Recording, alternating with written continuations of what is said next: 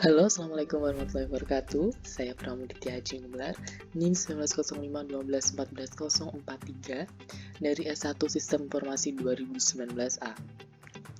Di video kali ini saya akan menyampaikan sebuah materi tentang tipe serangan atau attack, dan juga nanti di akhir video saya akan mencoba mempraktikumkan di GNS3 bagaimana cara kerja sniffing. Access attack adalah suatu usaha untuk mendapatkan informasi yang tidak boleh dilihat atau unauthorized to see. Serangan ini dapat terjadi di tempat informasi berada atau tempat informasi tersebut disimpan atau pada saat ditransmisikan. Serangan sering terjadi di bagian elektronika. Kategori utama serangan ada 4, yaitu ada access, modification, denial of service, dan repudiation. Snooping adalah mencari informasi melalui file dengan harapan menemukan sesuatu yang menarik. Pemantauan terhadap suatu transaksi elektronik terhadap jaringan digital untuk dapat mengetahui password atau data lainnya. Jika file-file itu ada di atas kertas, penyerang biasanya membuka lemari arsip atau arsip laci dan mencari file yang dikehendaki. Jika file berada pada sistem komputer, penyerang mungkin mencoba membuka satu file ke file lain sampai informasi tersebut ditemukan. Lalu ada eavesdropping, adalah tindakan menguping terhadap percakapan orang lain, di mana orang yang menguping adalah bukan bagian dari yang melakukan percakapan tersebut. Tindakan melakukan intersepsi secara real-time yang tidak diotorisasi terhadap komunikasi pribadi seperti telepon, pesan instan, video conference, atau transmisi fax. Tindakan ini umumnya dilakukan untuk mencuri data yang dikirim melalui jaringan tanpa dienkripsi terlebih dahulu. Pembicaraan melalui teknologi VoLP yang tidak dienkripsi relatif lebih mudah diintersepsi. Snooping dan eavesdropping tersebut termasuk passive attack yang tujuannya hanya untuk mendapatkan informasi tanpa merubah informasi tersebut. Kalau ada interception, ini beda dengan eavesdropping. Intersepsi ini merupakan active attack. Ketika penyerang menyadap informasi, dia memasukkan dirinya ke jalur informasi dan menangkapnya sebelum mencapai tujuannya. Setelah memeriksa informasi, penyerang memungkinkan informasi berlanjut ke tujuannya atau tidak. Lalu bagaimana access attack dicapai? Bisa melalui paper information dan juga electronic information, seperti yang paper information itu in building cabinets atau di disk file drawers, desktop, fax machines, printers, trash, mounted storage, dan electronic information itu bisa di desktop machine-nya, di servers, portable computer, floppy disk, dan sebagainya. Ini modification attack adalah upaya untuk mengubah informasi yang penyerang tidak diizinkan untuk dimodifikasi. Serangan ini bisa terjadi dimanapun informasi berada, baik pada tempat penyimpanan, misal virus, maupun ketika ditransmisi. Serangan ini bertujuan untuk merubah integritas informasi. Penyusup mengubah alamat header paket untuk mengarahkan pesan ke tujuan yang berbeda atau memodifikasi data pada misi target. Ada denial of service, menjadi serangan terhadap sebuah komputer atau server di dalam jaringan internet dengan cara menghabiskan sumber atau resource yang dimiliki oleh komputer tersebut sampai komputer tersebut tidak dapat menjalankan fungsinya dengan benar, sehingga secara tidak langsung mencegah pengguna lain untuk memperoleh akses layanan dari komputer yang diserang tersebut. Dalam sebuah serangan denial of service, si penyerang akan mencoba untuk mencegah akses seseorang pengguna terhadap sistem atau jaringan dengan menggunakan beberapa cara, yakni sebagai berikut. Membanjiri lalu lintas jaringan dengan banyak data, sehingga lalu lintas jaringan yang datang dari pengguna yang terdaftar menjadi tidak dapat masuk ke dalam sistem jaringan. Teknik ini disebut sebagai traffic flooding. Membanjiri server dengan banyak request terhadap sebuah layanan yang disebabkan oleh sebuah host, sehingga request yang datang dari pengguna terdaftar tidak dapat dilayani oleh layanan tersebut. Teknik ini disebut sebagai request flooding. Mengganggu komunikasi antara sebuah host dan kliennya yang terdaftar dengan menggunakan banyak cara, termasuk dengan mengubah informasi konfigurasi sistem atau bahkan perusakan fisik terhadap komponen dan server. Ada repudiation attack, repudiation atau penolakan adalah serangan terhadap pertanggungjawaban informasi. Dengan kata lain, penolakan adalah usaha untuk memberikan informasi palsu atau menolak bahwa suatu peristiwa atau transaksi nyata seharusnya terjadi. Ini ada man in the middle attack. A man in the middle attack sama seperti menguping. Data dikirim dari titik A komputer ke titik B atau server atau website, dan penyerang bisa mendapatkan data tersebut dalam perjalanan antara poin A ke poin B atau dalam proses transmisi. Penyerang kemudian membuat diprogram untuk menguping pada transmisi jika data yang berada dan memanen data tersebut. Kadang-kadang data tersebut dimodifikasi dalam proses transmisi untuk mencoba mengelabui pengguna akhir untuk membocorkan informasi sensitif seperti teknologi. Setelah pengguna tertipu oleh umpan, data dikumpulkan dari pengguna dan data hasil kemudian diteruskan ke tujuan tanpa diubah. Berikutnya saya akan mencoba mempraktikkan sniffing di Jane S3. Baik, di praktikum kali ini saya akan mencoba sniffing dua komputer, mencoba man in the middle tapi penuh kriptografinya dengan bantuan tools Jane S3, dan untuk sniffingnya sendiri itu saya menggunakan Wireshark. Dan ini di Jane S3-nya, desainnya saya buat seperti ini. Ada dua PC ya, PC 1 dan PC 2. Ini kita sambungkan.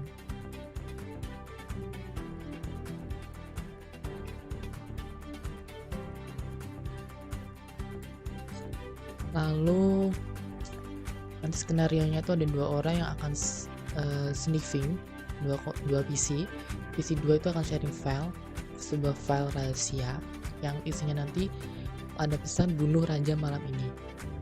Kemudian nanti file tersebut dikopi oleh PC 1, dan nanti karena tidak ada enkripsi, orang di tengah atau man in the middle akan mencoba membacanya. Ini saya akan men-start PC 1 dan PC 2, saya akan running. Sini masih menggunakan Windows PC XP, Windows XP maksudnya. Kita tunggu aja.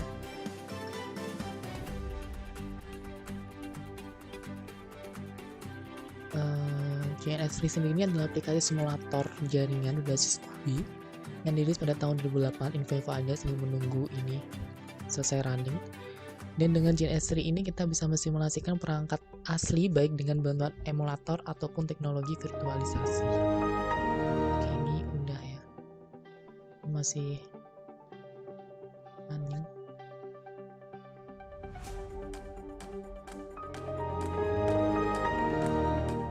Tunggu aja.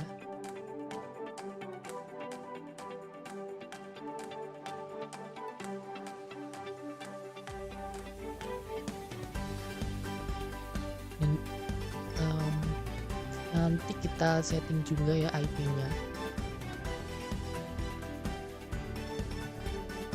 Ini masih running ya.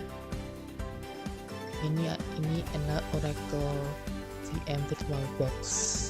Dari info, Oracle VM VirtualBox adalah perangkat lunak virtualisasi yang dapat digunakan untuk mengeksekusi sistem operasi tambahan di dalam sistem operasi utama.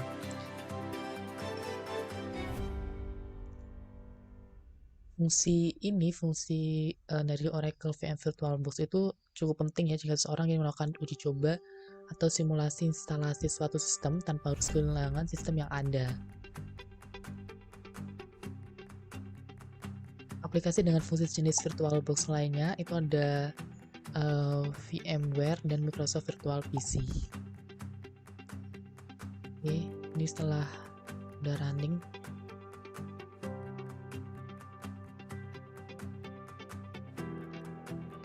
kita setting dulu ya PC 1 IP-nya. Ini kita open network connections-nya. Ini kita properties internet protocol. Ini kita ganti use the following IP address. IP address-nya untuk PC 1. Ini saya isi 192 168 1. Untuk subnet mask ini default gateway-nya kita kosongin aja, kita oke. Ini sambil menunggu dia terpasang. Udah kepasang si IP-nya, udah ke setting, lalu kita pindah setting yang ke PC 2. Ini IP sama yang ini kita punya di server IP address. Ini IP address 192.168.1.2 untuk PC 2. Oke. Proses selesai.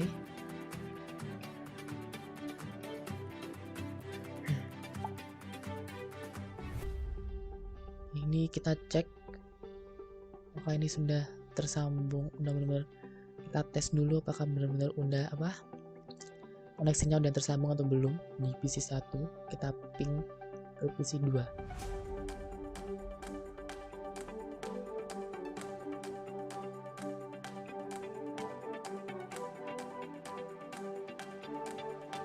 Ini udah kesambung.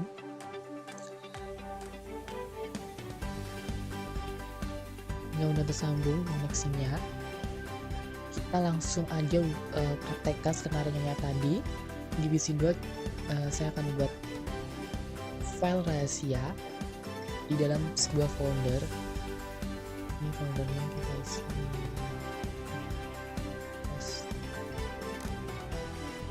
Nah, ini di dalam folder test itu saya akan menambahkan file txt, text document.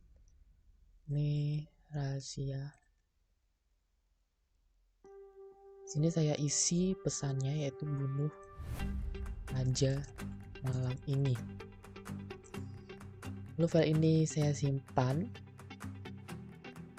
Kita cek, udah ada isi pesannya. Dan kita sharing foldernya. Folder test ini kita sharing yang isinya tadi si file rahasia. Ini kita sharing and security. Kita share these folders. Missions everyone.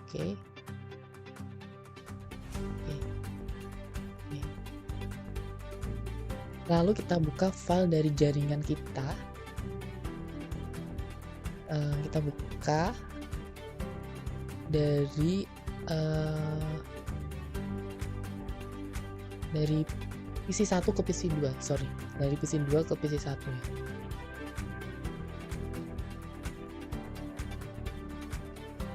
Ini kita coba run. Caranya kita backslice IP PC 2 karena tadi kan di PC 2 kan ya. 168.1.2. Ambil pesan rahasianya dari PC 2 ke PC 1.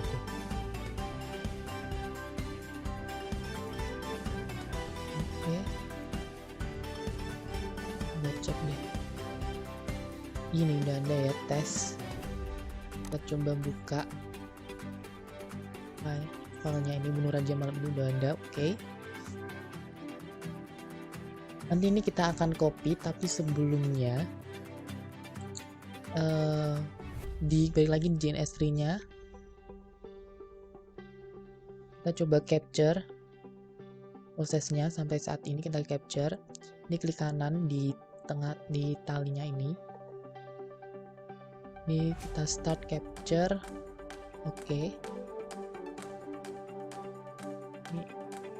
Ini kita tunggu aja Wireshark-nya.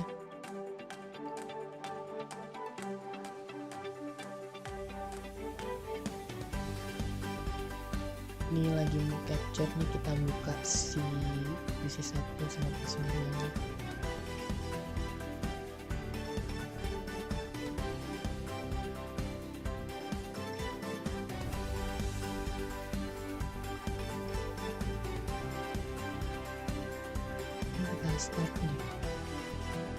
Ini kita start Wireshark ya, belum start.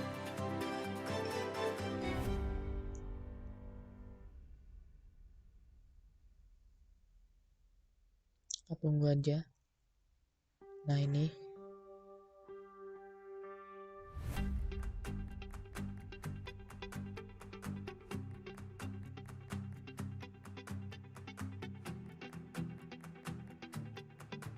kita coba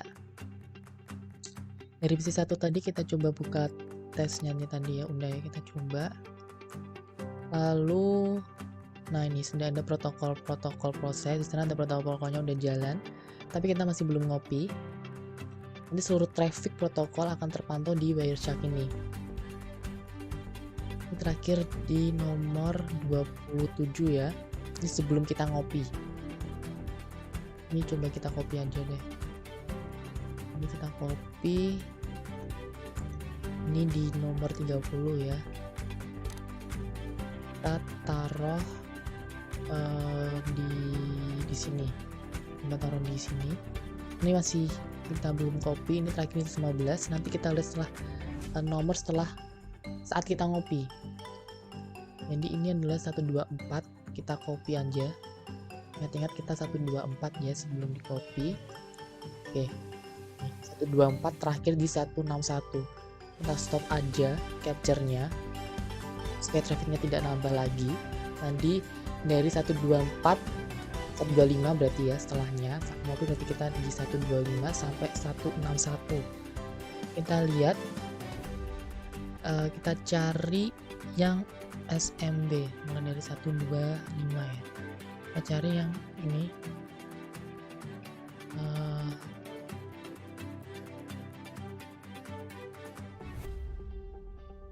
Kita cari yang SMB.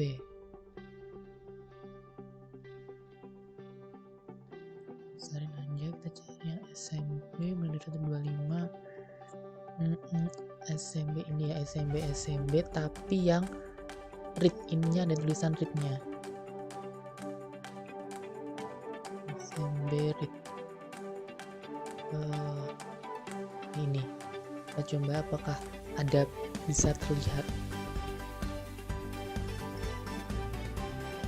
Ini bukannya ini, berarti ini udah ada pesan masuk, pesan Menu Raja malam ini di nomor 1.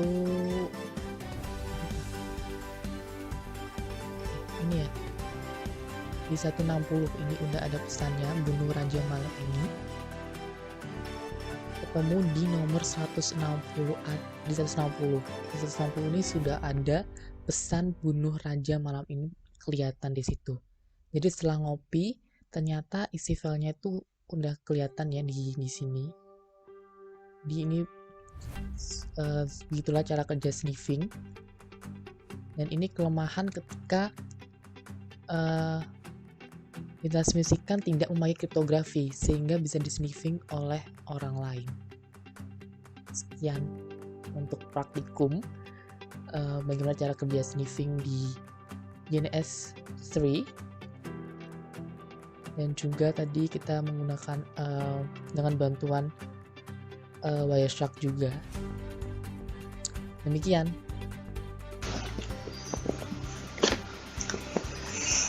Sekian pembahasan dari saya. Semoga video ini bermanfaat. Terima kasih dan sampai jumpa.